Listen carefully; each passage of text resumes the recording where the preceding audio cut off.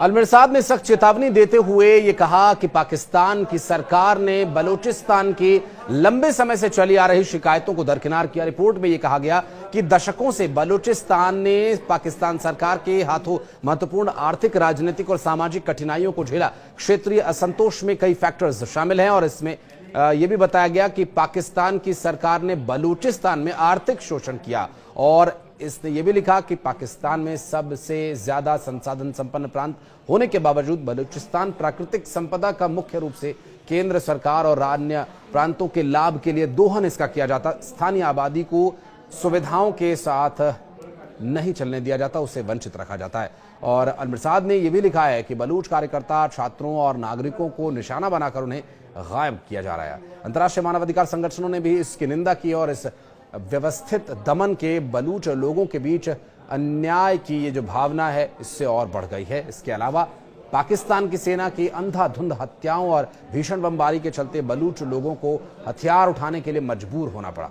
इसमें बातचीत की बजाय पाकिस्तान की सेना ने इसमें घुसकर हमले किए। सरकार से बातचीत करने के बजाय सेना का सहारा लिया। बलूचों के दिल में इससे आक्रोश और अशांति बढ़ गई है।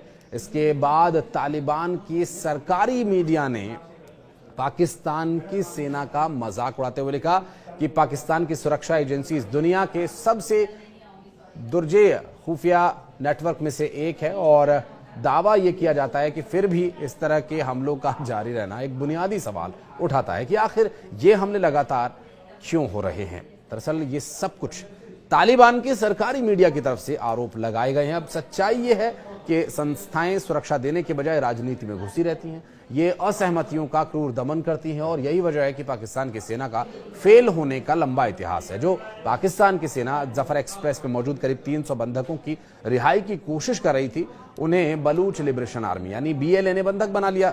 इस ट्रेन को बलूचिस्तान की राजधानी क्वेटा से पेशावर जाते समय मंगलवार को अगवा किया गया और पाकिस्तानी सेना ने दावा यह किया कि ट्रेन में करीब 450 लोग सवार थे, जिनमें से 150 से ज्यादा बचा लिए गए। लेकिन बलूच लिबरेशन आर्मी का यह कहना है कि उसने ट्रेन का अपहरण करने के बाद पहले ही बच्चों और महिलाओं और सामान्य यात्रियों यानी और उनके अलावा बुजुर्गों को पहले ही रिहा कर दिया था, जिनकी अलग अलग प्रतिक्रियाएं भी सामने आई हैं। और वो पाकिस्तान के लोग जिन्होंने इस बारे में पुख्ता तौर पर मीडिया के सामने बयान दिया और कैमरों पर उन्होंने ये बोला कि BLA के लोगों ने हमें खुद ही छोड़ दिया।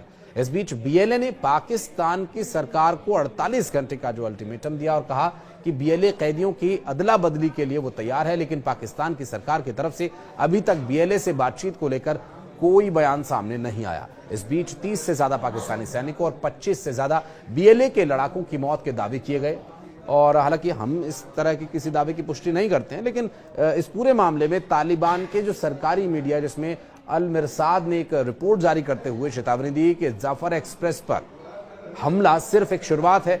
और अलमिरसाद ने यह भी लिखा कि बलूचिस्तान में जाफर एक्सप्रेस ट्रेन पर हमले ने एक बार फिर से क्षेत्र में चल रहे संकट की तरफ दुनिया का ध्यान खींचा है। पाकिस्तान की दोषपूर्ण नीतियों के अंजाम को यह दिखाता है और यह घटना न सिर्फ पाकिस्तान के सुरक्षा संस्थानों की कमजोरी को दर्शाता बल्कि बलूच प्रतिरोध की तरफ दिया गया एक संदेश भी है। पाकिस्तान सरकार का कोई भी प्रोपेगेंडा इससे छिप नहीं सकता या उसे छिपाया नहीं जा सकता। उन लोगों के लिए यह कठोर चेतावनी है जो बलूचिस्तान में बढ़ते संकट को अनदेखा करना जारी रखते हैं। बहरहाल वर्तमान परिस्थितियां कुछ इस तरह की बन गई है कि पाकिस्तान की सेना ने हारने का एक लंबा रिकॉर्ड भी बना लिया और पाकिस्तान की सेना का 1971 में जो पूर्वी पाकिस्तान जो बांग्लादेश के रूप में विभाजित भारत ने करवाया, उसके बाद 90,000 से ज्यादा सैनिकों का ये वर्ल्ड रिकॉर्ड सरेंडर था और पाकिस्तान का बंटवारा हो गया। अलमिरसाद ने कहा कि पाकिस्तान की सेना कारगिल में भारत के हाथों बुरी तरह से पिटी थी। इसके अलावा पाकिस्तानी सेना के जनरल जिन्ना इंटरनेशनल एयरपोर्ट और मेहरान नौसेना बेस जैसे महत्वपूर्ण सैन्य प्रतिष्ठानों पर हमले ये दर्शाते हैं कि पाकिस्तान की किरकिरी अंतर्राष्ट्रीय स्तर पर हो चुकी है और ये जाफर एक्सप्रेस की हाईजैकिंग इसका जीता जागता उदाहरण है।